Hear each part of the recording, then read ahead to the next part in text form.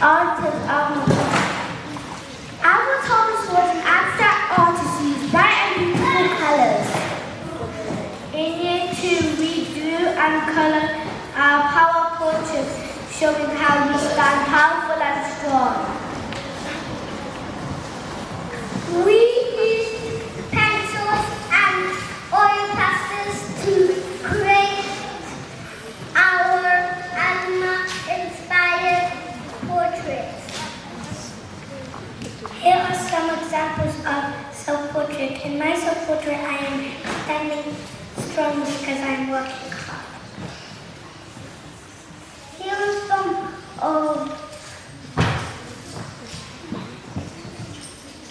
Here is a picture of Albert Thomas, one of her famous artworks. Thank you. Good. Hold them up in the air, you two, so everyone can see them. They're fantastic.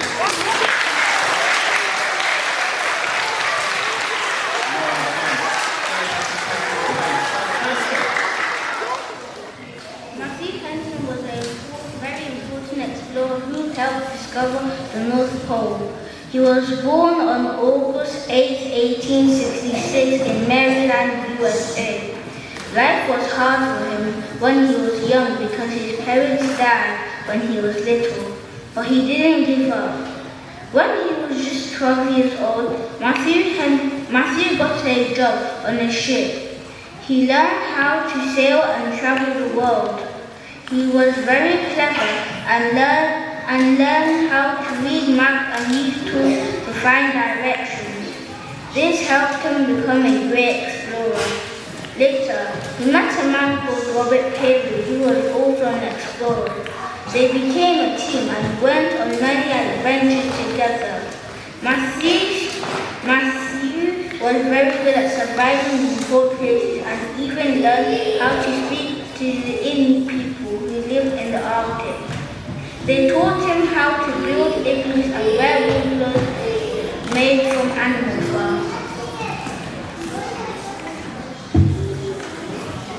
In 1909, Matthew Henson and Robert Peary went on a very dangerous journey to the North Pole.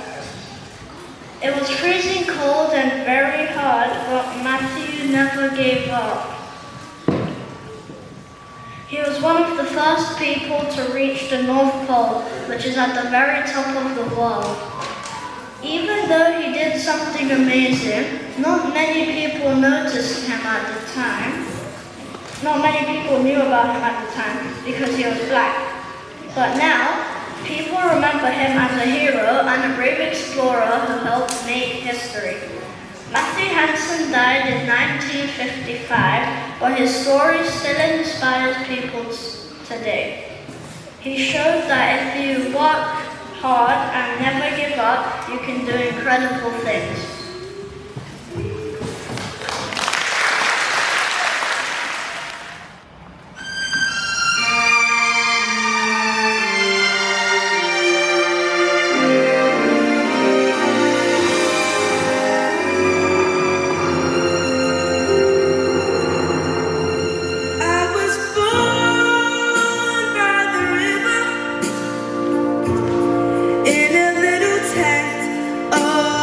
Just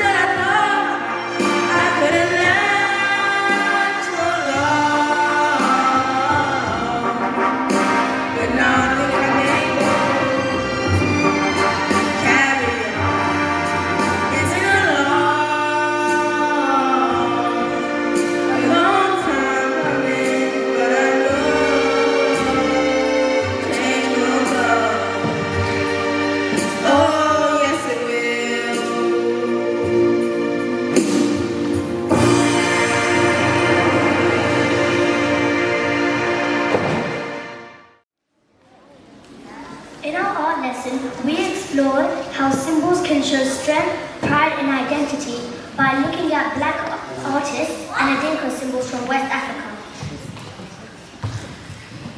Then we designed our own logo to show something we're proud of or a strength we have. It made us feel powerful and proud to express who we are through our art.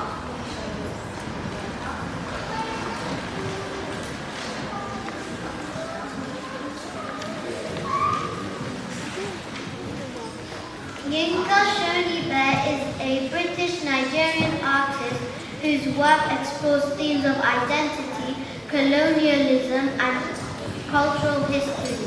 Born in London and raised in Nigeria, Shonibe is known for using brightly colored Dutch wax fabric, often associated with African identity in sculptures, installations, and photographs that challenge ideas of authenticity and power.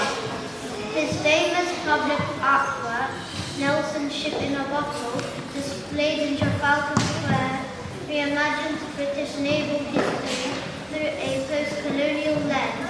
Despite living with a physical disability, Shoni Bear has become one of the UK's most celebrated contemporary artists, using irony and beauty to provoke thought and conversation.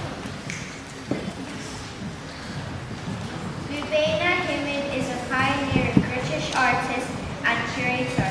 Born in Zanzibar in 1954, she was a leading figure in the Black Art scene and has over 4 decades uncovering hidden history and celebrating the contributions of Black people to European culture. Himid's work often includes vibrant paintings, theatrical installations, and storytelling that centers the voices of the marginalized. In 2017, she became the first Black woman and the oldest artist to win the Turner Prize. Through exhibitions like Naming the Money, she reclaims the identities of enslaved Africans, transforming them from forgotten figures into celebrated individuals.